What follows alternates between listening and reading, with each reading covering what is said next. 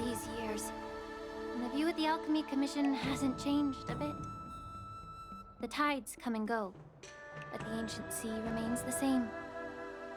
For us Vidyadhara, there's nothing more nostalgic than our homeland. You're a Lofu native, Miss Lingsha? Yes, I grew up here, listening to the sound of waves while researching prescriptions with my mentors and peers at the Alchemy Commission. It's kinda sad, isn't it? Everything changes, but somehow remains familiar. Just like you, Don Hung, I traveled far from home, and now I've returned. Seeing the familiar scenery brings back a hint of nostalgia. The view here would be even better without the ambrosial arbor. Oh, really? I think that towering tree looks pretty impressive. Even if it's impressive, it's a plague mark. The Xianzhou have been fighting abominations for thousands of years. And now that the ambrosial arbor has been reborn, it's only natural for everyone to feel uneasy.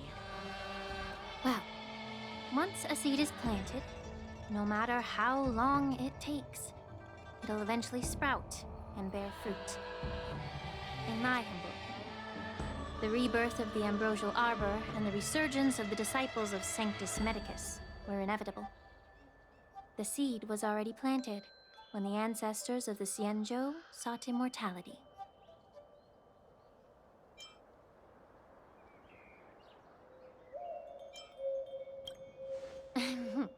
My bad. Well, since you went through the entire Ambrosial Arbor crisis firsthand, Dan Heng and Lieutenant Yanqing, I'd like to discuss something with you. What would you like to discuss, Miss Lingsha? I was lucky enough to be chosen by the Alliance to come in and clean up all the old grime in the Alchemy Commission. Honestly, the Alchemy Commission is riddled with problems and has reached a point where fixing it seems impossible. I'm looking to remedy this problem, but was wondering if you could provide any insights. Well, even though I'm a Vidyadharan like you, I'm an outsider, just like my companions here. I can't really say much about a remedy, but I do have a piece of advice, Miss Lingsha. The Vidyadhara and the Alchemy Commission on the Luofu have always been intricately connected. If you cannot distance yourself from these ties, Miss Lingsha, changing the situation within the Alchemy Commission may be quite challenging. I may not know about politics, but I do know that the disciples of Sanctus Medicus have been operating within the Alchemy Commission for years. If you're determined to root them out, maybe you should discuss it with the General. I see. Thank you for your valuable insights. While the Lux Arrow from the Rainbow possesses unparalleled power to sever the Ambrosial Arbor, it can't sever mortals' desire to prolong their existence. Just like how the Cloud Knights can eliminate the remnants of the disciples of Sanctus Medicus, but are unable to calm the hearts and minds of the people within the Alchemy Commission. Our Xianzhou forebears knew this well, and that's why they entrusted the duty of guarding the roots of the Arbor to the Vidyadhara. However, the Vidyadhara are still only mortal beings. 30 years ago, my mentor served as Alchemy Commission's Cauldron Master. She recognized the emerging undercurrents and sought to cleanse the source of the disturbance.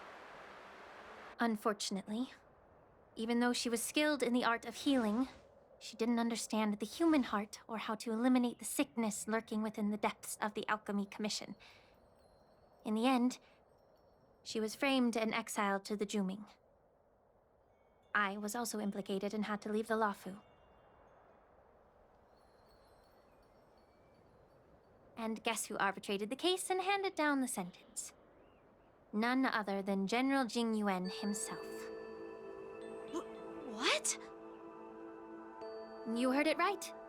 The ones responsible for the corruption in the Alchemy Commission are not just the remnants of the disciples of Sanctus Medicus, but even the Divine Foresight himself.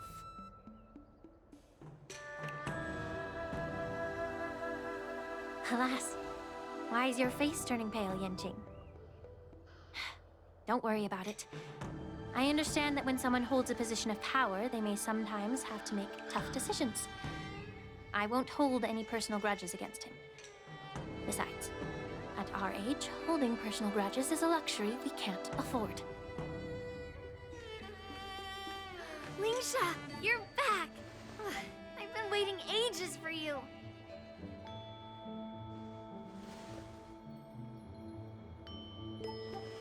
Yunli! Why aren't you with your grandpa? What brings you to the Alchemy Commission? Well, let me take this opportunity to introduce you to Yenqing. What a small world. You stole my sword! Give it back! I see. Let's skip the introduction part then. Why do I keep bumping into you? Are you stalking me or something? Of course not. Unlike you, Miss Yuli, I have important things to take care of. You, on the other hand, seem to have all the time in the world to wander around without returning my sword.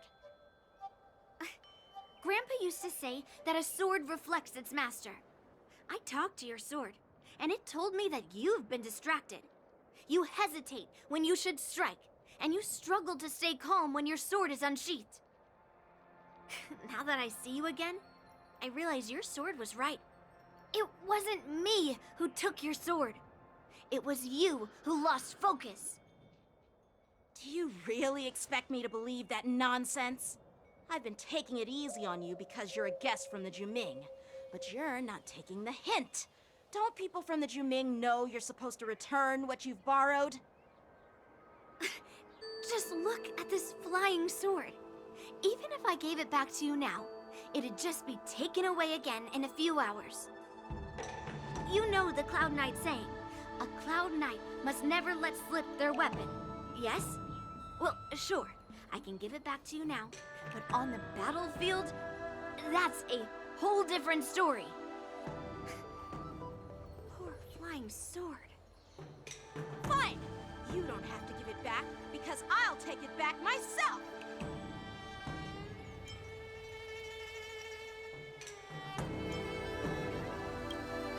Between these two, who do you think is tougher, Dan Heng? Don't get me wrong. I'm just curious. Get ready to separate them. It is my first day at the Alchemy Commission. A brawl is definitely not how I imagined celebrating it. Well, since you don't approve, I won't draw my sword here.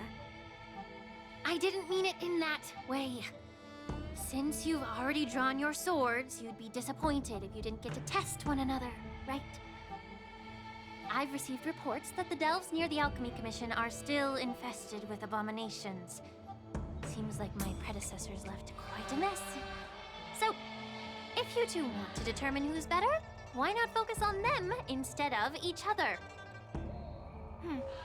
Clearing out some abominations? Sounds boring. It's the Cloud Knight's duty to eliminate those abominations. You don't have to ask me twice, Miss Lingsha. I'll help you get rid of them. Oh, you think you're the only one who knows how to behave? If Lingsha needs anything, I'll gladly draw my sword and help her out. It's so heartwarming to see both of you being so sweet and caring. So then, shall we get going? Ever since the disciples of Sanctus Medicus were eradicated, their experimental abominations have been festering here. If you want a contest, I'll be the referee. The one who kills the most abominations within 15 minutes wins. Lingsha, as always, you're still an expert in making unpaid work sound so noble and grand. It's for your own good, little Yunli. While you desire to compete against each other, I don't want to see either of you getting hurt. That's really thoughtful of you, Cauldron Master. So, are you both ready? Ugh. Looks like my predecessors left quite a mess. Let me say it again. The one who kills the most abominations within 15 minutes wins. Be careful when you draw your swords, and make sure you don't hurt each other. Can we start now, Lingsha?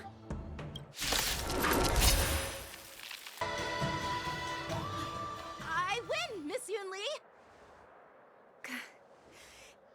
You got lucky. Why don't you just give me back my sword, sincerely apologize, and then go cry your eyes out to your grandpa? Consider yourself lucky that I'm not interested in your rusty sword, as I don't have the nasty habit of snatching other people's weapons. All you did was chop down a few monsters. Don't get carried away with yourself. If you think you can just take this sword from my hand, go ahead and try.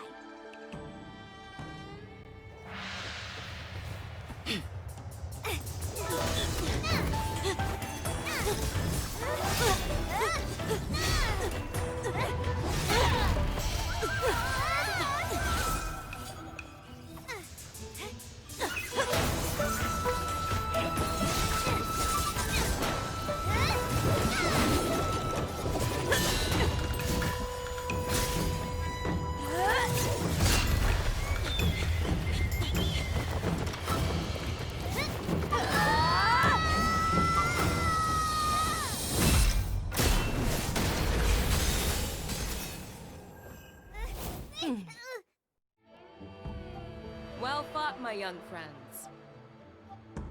However, both of you have shortcomings. One of you focuses on dodging and weaving, while the other relies on brute strength, trying to take down targets with a single strike. Who are you?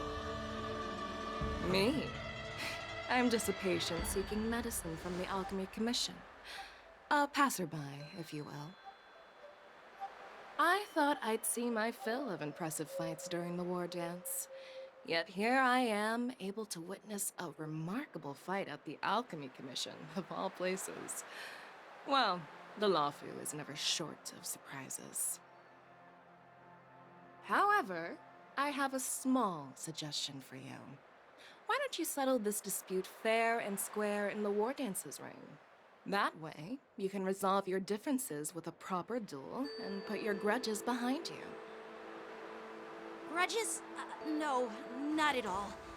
Yunli and we were just sparring. Sparring? You summoned your flying swords and she swung her sword with full strength. No grudges between you. I don't believe it. Aha! What brings you here, Lady Fei Xiao? Have you finished your health consultation with the Dragon Lady? Fei Xiao? Grandpa always talks about you. Could it be that you are... The Merlin's Claw of the Xianzhou Yaoqing? Looks like I'm quite famous on the Xianzhou Lawfu, too. Of course. Everyone has heard of the great general. Known to all, and unbeknown to none. Vanquishing General?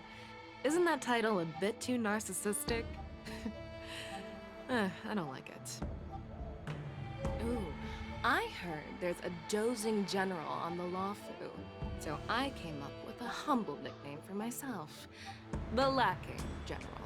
Lacking in worries, regrets, and rivals. Sounds much better, right?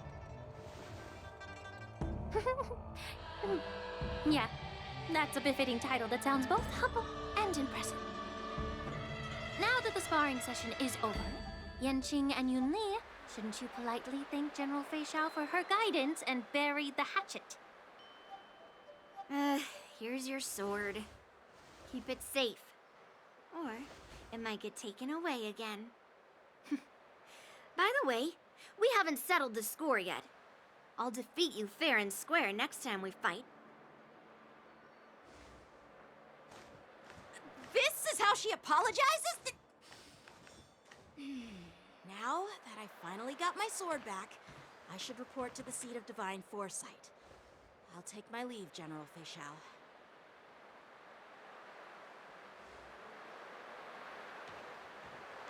Oh, by the way, Miss Linksha, if you've got some free time, I'd like to invite you to the seat of divine foresight for a chat with General Jingyuan.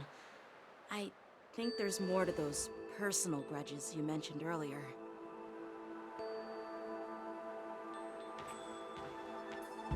Thanks for stepping in, General Feixiao. Otherwise, I'd have had to knock them out with my incense. Not at all. Just doing what you asked. How about we call it even as payment for the healer lady's consultation?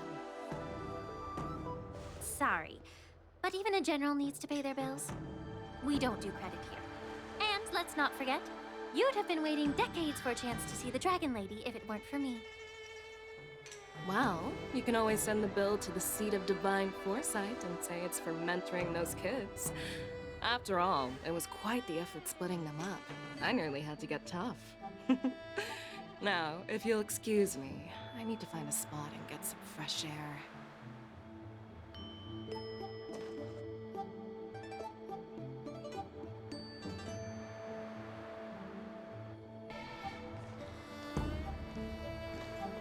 Back already? You've met with Jing Yuan and wandered around for a few hours. So, what do you think? It appears that the Divine Foresight is using this war dance as a show of strength to convince everyone that the Luofu is prospering after the Ambrosial Arbor crisis. But... I know you're going to say but, right? But the influx of people attending the war dance is like a breeding ground for disorder and rumors. One wrong move, and the Luofu could be in a world of chaos. The Cloud Knights on the streets remain vigilant, so at the very least, General Jingyuan is aware of this. As for other matters, I'm unable to say. I'd prefer to be excused from future meetings with generals. I'm just a military healer. And now all of a sudden I'm thrust onto the center stage having cordial chats with two generals? My work doesn't lend itself to being in the limelight either. Just stop whining. At least you're in one piece, right? Before getting in touch with General Jing Yuan, I wanted to put aside my assumptions and see his momentum. That includes the overall bearing of the Cloud Knights on the street, what people are saying, and how those close to him behave. The might of an army dwells not within its pawns, but within the force of its collective momentum. Recognizing this fact reveals the true measure of power. Thanks for enlightening me, General. A perfectly clear statement turned confusing thanks to your translation. You've made me lose where I was now. Anyway, this is how I operate in battle, so you might as well get used to it. Are you treating General Jingyuan as your enemy? The longest-serving general of the Xianzhou Luofu. Do you think he'd have only a few enemies? By the way, General, you met the healer lady, yes? Could you show me the medicine she prescribed you? Well, the healer lady couldn't do anything about my condition. She just told me to enjoy some tasty food. So not even the famed healer lady could help? Don't worry. I'll fulfill my promise and find a way to cure you. Actually, I've found some leads. Well, life and death, Zhao Chou. It's all predetermined. Upon starting my military career, I made a pledge that the rest of my life would be dedicated to being the Xianzhou spearhead, hunting down the abominations of abundance till the end of my days. As long as I can fulfill that deep-seated desire, I don't care how long I live. You asked if I view General Jing Yuan as my enemy. No. My real enemy has always been myself.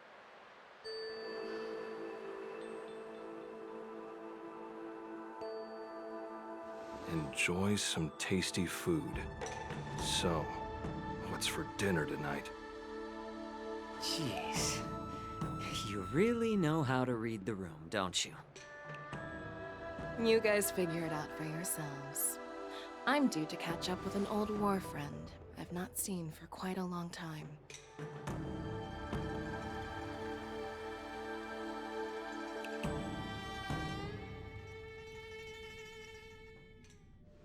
Hey!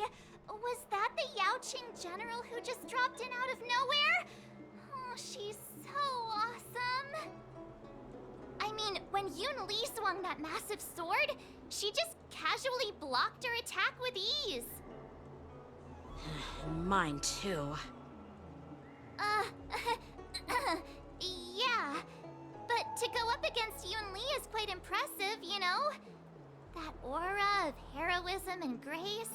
It almost makes me want to learn Xianzhou swordplay. You think so too, right?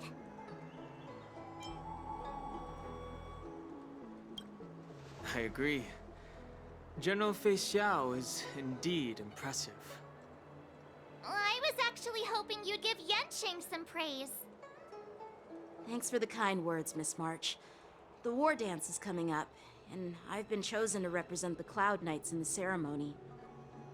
I've had my fair share of defeats lately, and even though I know there are always more skilled sword masters out there, seeing General Fei Xiao's skills today has made me feel a bit uneasy again.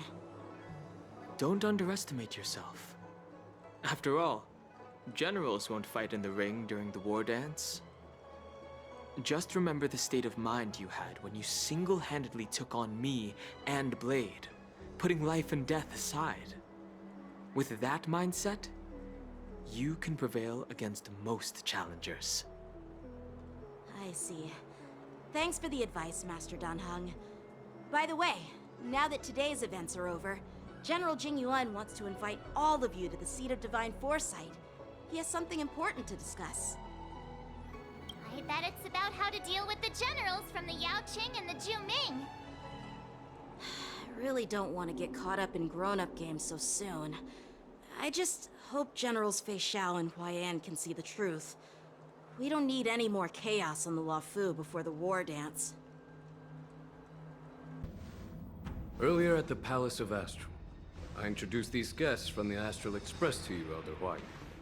But with all the people around, we only exchanged pleasantries. Now, I'd like to officially introduce them to you.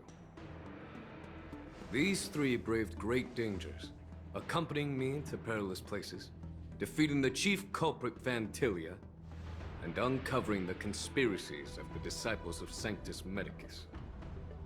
If you wish to know more, please, feel free to ask us. Well, I skimmed through the reports about the Arbor's rebirth from the Master Diviner Hu Xuan. She's been summoned to the Yu Chui for questioning. There are a lot of doubts within the Alliance about this whole situation. But despite all that, I believe in you. Since you joined the ranks, you have repeatedly achieved remarkable feats.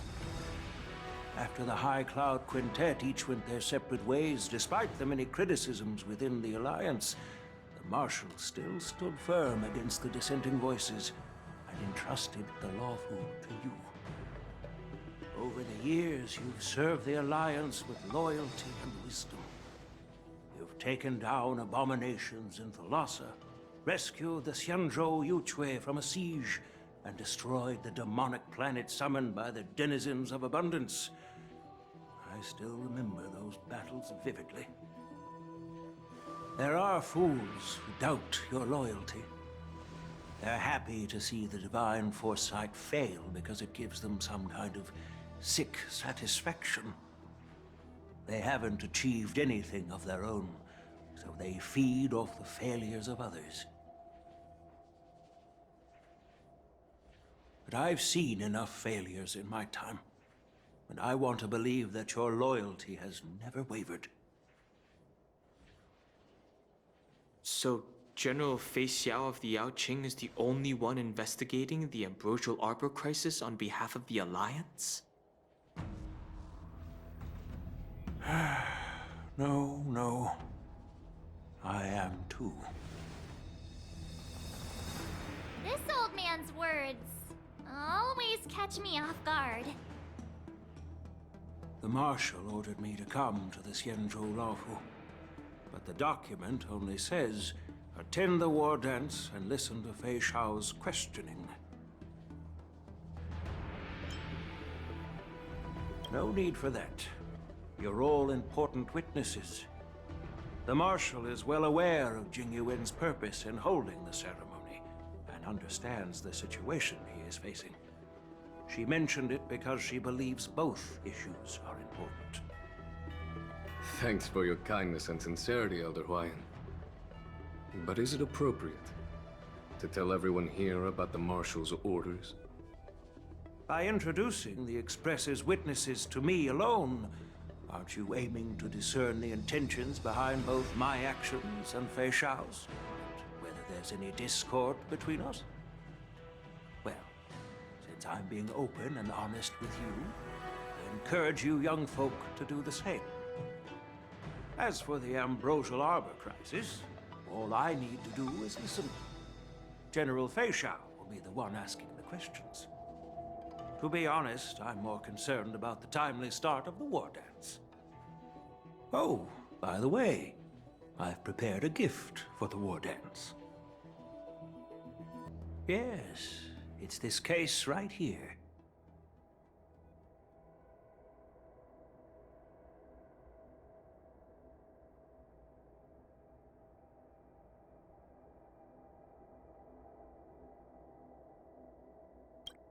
There will be numerous contests and celebrations during the war dance, and the main event will be the Ringmaster's Challenge. The host will dispatch a skilled warrior to take on challengers from all over the cosmos, showcasing the excellent martial arts of the Xianzhou Laofu. When you mentioned that the Astral Express would be attending the ceremony, I thought the High Elder of the Laofu would be the Ringmaster. You humor me, Elder Huayan. The healer lady is just a young lady who knows nothing about martial arts. How can I assign her as the ringmaster? I'm no match to you when it comes to joking. What's this box for? Why don't you open it, General Huayan? This sword case is intended for the War Dance's award. It's empty now, but in a few days, a precious sword will be delivered and stored inside. I don't mean to boast about our skills, but this sword represents the pinnacle of the Zhu-Ming's craftsmanship. It has a legendary history, full of heroic tales from foreign lands, tales that are too detailed to be summarized in just a few words.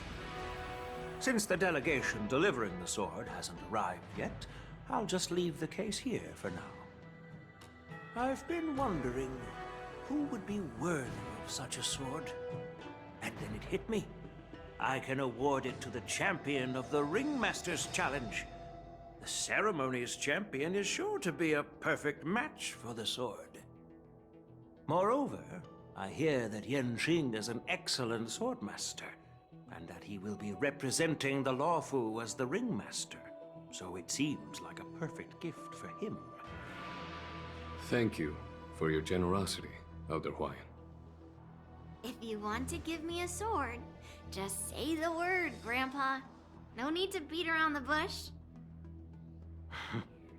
You've got confidence, my girl, but I don't think you can best Yanqing. I know you're all about swords, Miss Yunli. It's just a shame that it's the sword that ultimately chooses its rightful master. Yeah, and even if someone gets their hands on such a precious sword, it'll probably end up in someone else's. The outcome of our duel at the Alchemy Commission is still up in the air. Since you're interested, why don't you represent the Xianzhou Juming and challenge me in the ring? That's exactly what I had in mind. Nobody knows who's gonna come out on top. It could be me, Could be someone else. It'll probably be me. But whatever happens, it won't be him.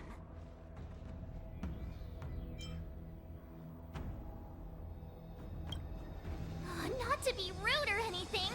We've been watching their drama. I'm dying to find out who beats who. Quiet down. We have other guests here.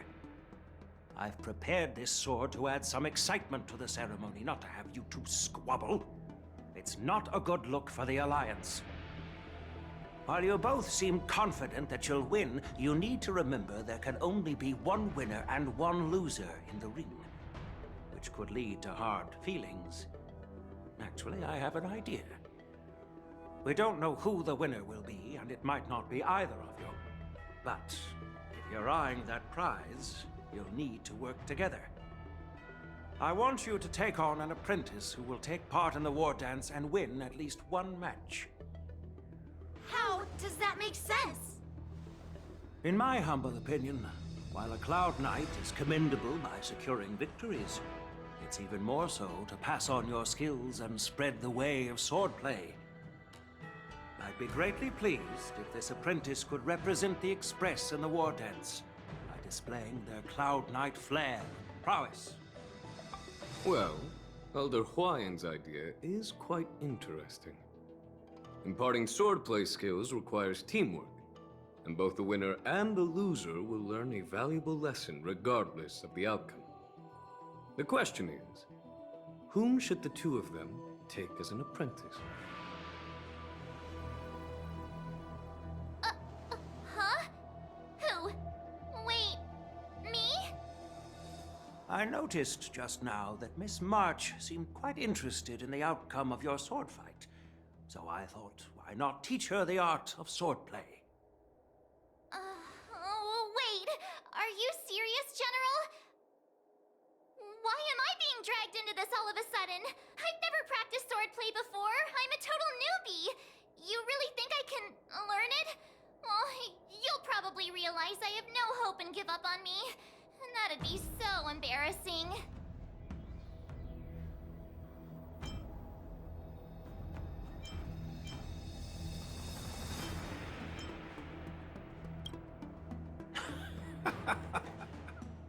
Your talent is quite unique. Are you also interested in swordplay? But you know, based on my years of judging people, you don't really need to dive into swordplay to boost your skills. And I doubt there's anyone out there who can really show you the way forward. As for Miss March, she's like a piece of jade in the rough, just waiting to be shaped. I appreciate your kind words, General Yan. But won't teaching me swordplay be a waste of Yanqing and Yunli's time? They should be preparing for the ceremony.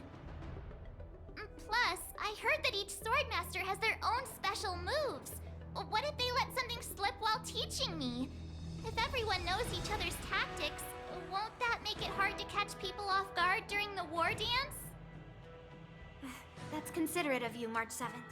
But don't worry. It'll take you at least a decade of hard training before you can even start learning special moves. No need to freak out. A few Juming swordplay tricks will mean you'll be more than equipped. Really? Looks like March's curiosity has been piqued. The whole point is to know each other's moves. Defeating your opponent in just one move? How boring would that be? Plus, what really decides a swordsman's fate isn't some special move. It's the solid fundamentals. So Miss Yunli has already agreed. What do you say, Yanqing? General, I haven't graduated yet. How can I be qualified to teach swordplay to others? So you're admitting your defeat, huh? If you're not even confident to teach, why don't you let me be the ringmaster instead? Yanqing, teaching an apprentice is also a way of honing your own skills and gaining insights. You've been an apprentice for years. It's about time you looked at swordplay from another perspective. I see, General. Then count me in. Now that Yang Cheng has agreed too, it all comes down to Miss March giving her nod. It's up to you to make the final decision, March.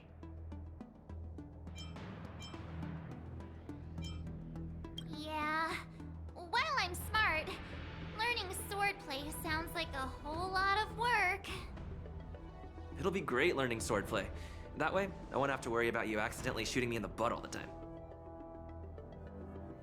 Hey, I've never missed my target. Then I'm on board. Thank you for your kindness, General Huayan. Great!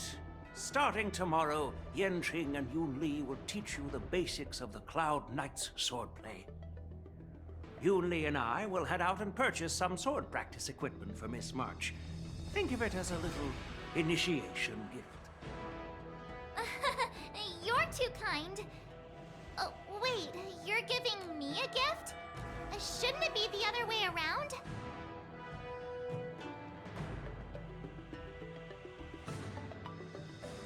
I think we strayed off topic. How did things even get to this point? Yeah, I brought you here because the General said he had some important matters to discuss. But how in the world did Yun Li and I suddenly become Miss March's swordplay mentors? Because General Huayan wants us to stick around on the Luofu for some time. But from his point of view, we're no different from all the other tourists who may leave at any time. Since the crew's actions were mentioned in the Luofu's operations log were given to the Alliance, he probably wants to see firsthand if we're as capable as the report claims, or if we're just some made-up excuse to save face. And he wants to see it for himself during the war dance, which is why he even dragged Yun Li into this. What began as a simple contest between two sword masters has now evolved into you two collaborating to mentor March. Elder Huayan is still that tricky general who likes to give everyone a headache. My apologies. Truth be told, I invited all of you to the ceremony because I wished for you to act as my witnesses. I apologize for not disclosing this information earlier.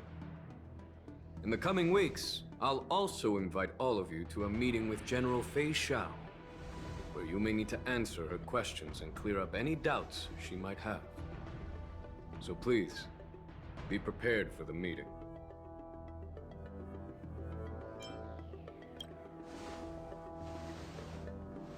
Did we do something wrong? We really did save the Luofu, so why do you want to sneak off like we're fugitives? Don't worry. No matter what happens, I'll stay here as a witness and answer any questions she might have. Thank you, everyone. General, I know there isn't much I can do to share your burden, but... As the Luofu Ringmaster, I won't let anyone defeat me in the war dance.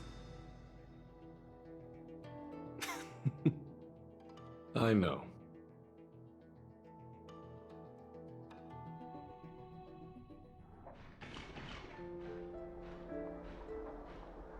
The illustrious Merlin's Claw waiting for me? And for so long, too? It's quite an honor. It's been a while, General Fei Xiao. It's been 30 years since we last saw each other. Right, Yukong? Yes. Back then, you were the vanguard of the Yao Qing's Verdant Knights, and I was a pilot of the Luofu's Rainbow Orbit Fleet. Who would have thought that upon meeting again, you'd be a general, and I'd have given up flying? Really does feel like a lifetime ago. Well, I wouldn't say I haven't seen you in 30 years. After all, your great victories are announced through the Yellow Bell resonance system every day. So I'm well aware of your great feats. How's your health holding up? Still stable, I suppose. Do you still remember the medic who saved me in battle? That healer with the odd name and peculiar temperament. What was his name again? Was it Pichu? Or Kachio? Jiao Cho. He's been my retainer and personal healer, delegated by the Alchemy Commission from the Xianzhou Yaoqing. Over the years, he's dedicated himself to managing my condition. It's thanks to him that I'm still in good health today. Given my background, I'm happy to have made it this far. I'm relieved to know that you're safe and sound. Well then, since you and Elder Huayan are here, I imagine you must have received orders from the Marshal? As your friend, may I ask how the Alliance intends to punish the General of the Lawfu? The Arbor's rebirth has frightened the Elders who lurk behind the scenes. They fear the resurgence of abominations, much like what happened 30 years ago. Although the reports from the Lawfu explained all the details, we don't know if the Ruin Legion really invaded, or how exactly the Stellaron Hunters and the Astral Express became involved. This puzzle has many missing pieces. As you know, the fugitive Jing Liu, who mysteriously disappeared many years ago, has resurfaced. This time, she has brought along an outworlder and a coffin, claiming to offer the Marshal a method to fight against the Eons. The Lawfu Preceptor has also leveled accusations against Jing Yuan for neglecting the Alliance's principles. She asserts that Jing Yuan enabled the exiled Imbibitor Lunae to re-enter the Lawfu, thereby unlocking the lunarescent depths within Scale Gorge Waterscape, which in turn disrupted the Vidyadhara's dutiful watch over the Ambrosial Arbor. It is for these reasons that I have come here to the Lawfu today. Well, duty calls. Perhaps I shouldn't have mentioned all of this to an uninvolved person, but since we once fought together, I didn't want to keep you in the dark. Perhaps pretending you didn't hear any of this would be for the best. I understand. I'm sorry. I was out of line. I know I shouldn't be defending General Jing Yuan right now, but... well, you know how I am. The Lawfu has enjoyed centuries of stability since the end of the sedition of Imbibitor Lunae, much of which can be attributed to General Jing Yuan's masterful strategizing. Unfortunately, for long-life species, enduring through the ages always culminates in a failure that undoes all previous achievements. A moment that our adversaries relish. That's true. And that's why I'm also here for another purpose. To visit Hule. Hule? You mean that Hule? The Borisin Warhead? The same Hule who has been imprisoned in the Shackling prison for over 7 centuries? The nemesis of the Foxians who will never be forgiven and shall be imprisoned until the end of the cosmos.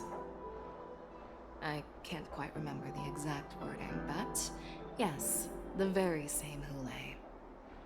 Usually, only emissaries from the Xianzhou Yaoqing Skyfaring Commission visit him once every century. Why do you have to visit him now, of all times? The Foxians and the Alliance made a pact to combat the abominations, aiming to achieve justice and free their kin. That werewolf monster is to be forever imprisoned in the dark recesses of the Shackling prison, facing unending retribution. Given the situation on the Lawfu, those on the Yaoqing are concerned about Hule's imprisonment. I'm afraid that the routine visit every century is no longer sufficient to ease their concerns. That's why I was sent here, to reassure them. It's all bad news. Well, not everything. There might be a silver lining. Oh, by the way, I found some clues about the thing you asked for. Tell me more. The Verdant Knights followed the route you mentioned and discovered the wreckage of the Whistling Flame ship. Unfortunately, there were no survivors and no cargo. However, someone had already been on the scene before we arrived. Our people? Or someone from the IPC? No, neither. Yukong, have you heard of a person named Ron May?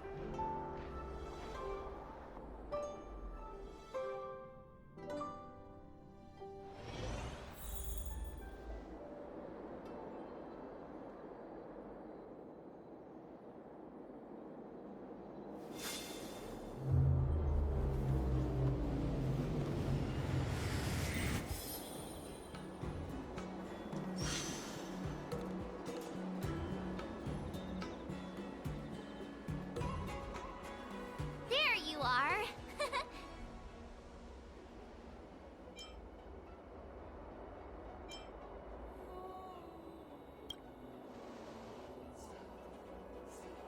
It's an honor to learn from you, Master Yanqing. Oh, in all those immersions and novels I watched, when apprentices want to pay their respects to their masters, they usually bring fancy gifts, kneel, and bow. I'm really sorry, but I haven't prepared anything yet. Hey, why are you blushing, Master Yanqing? This is, the first time someone has called me master.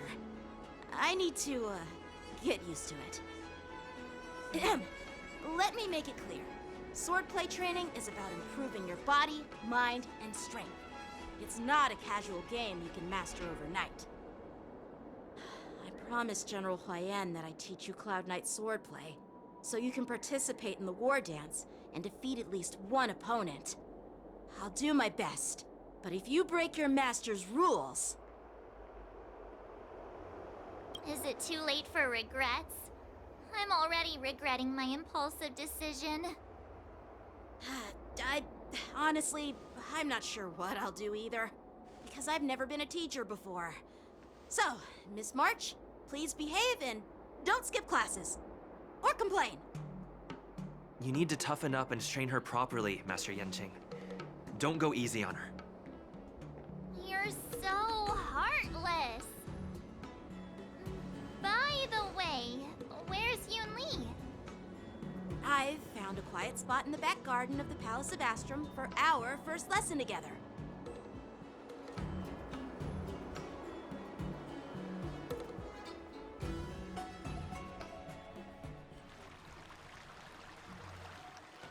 Seriously?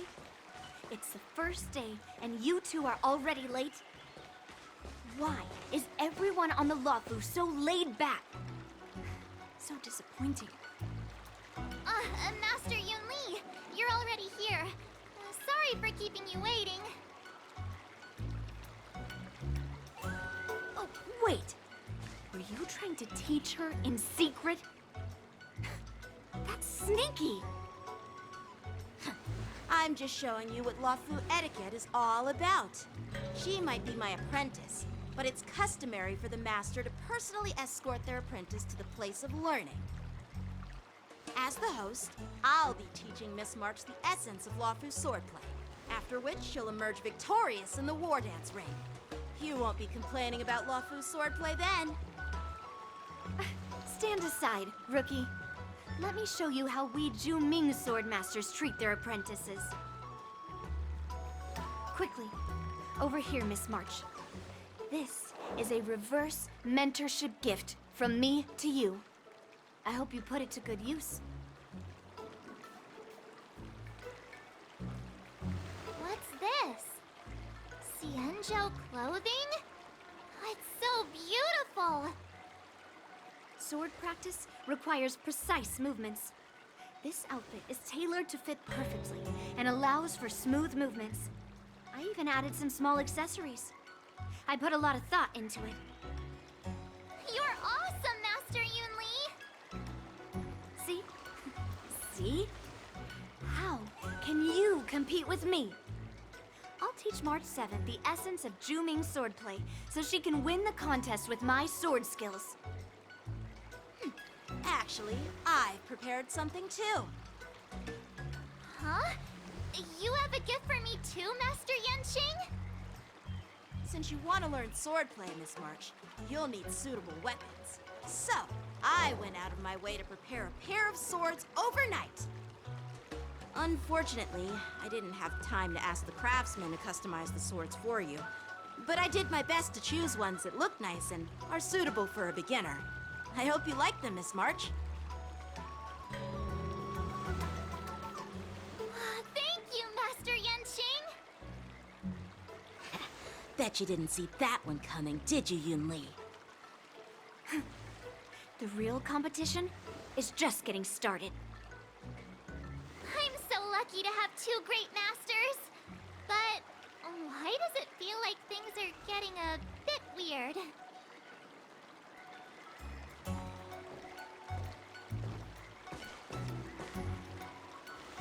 So what do you think, masters? Does this outfit suit me? Perfect. I chose it carefully. It's perfect for beautiful young swordswomen like you and me. Ahem. All right, let's get started with the training. The person next to me is a Cloud Knight instructor I've brought in. For your first lesson, try exchanging a couple of moves with him. Wait. We're having actual combat training for the first lesson? Isn't that a bit too intense? Well, I heard you have some experience with archery and martial arts. The first thing we're going to do is see just how strong your fundamentals are. Come on, step forward and strike with the sword in the most natural way you can think of. It's important for us to grasp your natural movements so we can decide where to start and what you need to learn. If you're ready, let's begin. Okay.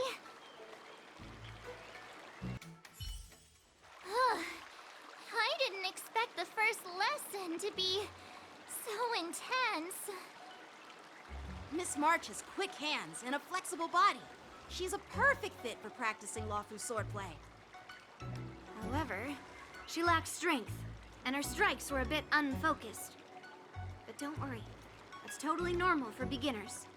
Once she starts practicing Juming swordplay, she'll make heaps of progress.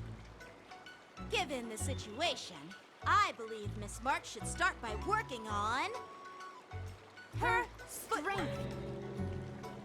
Seriously, do you actually know anything about swordplay, or what? I could ask you the same thing. Dual swords require agility, so what's more important than footwork? Instead of focusing on her strengths, we should address her weaknesses. The drawback of wielding two swords is not generating enough force. What good is being quick on your feet if you don't have strength? It's not like we're dancing here. Skilled sword masters know how to play to their strengths and work on their weaknesses. Start with what you're good at, then tackle your weaknesses. That's the right way to learn. You're quite the theorist, huh? Theorist? You claim to be able to talk to swords. So what does that make you? A lunatic? Hey, it's only my first lesson, and you're already arguing. Come on, calm down, masters. I'll have to improve both my footwork and strength anyway, so it doesn't matter which one comes first. But it does matter. Just listen to me, March 7th. Aww.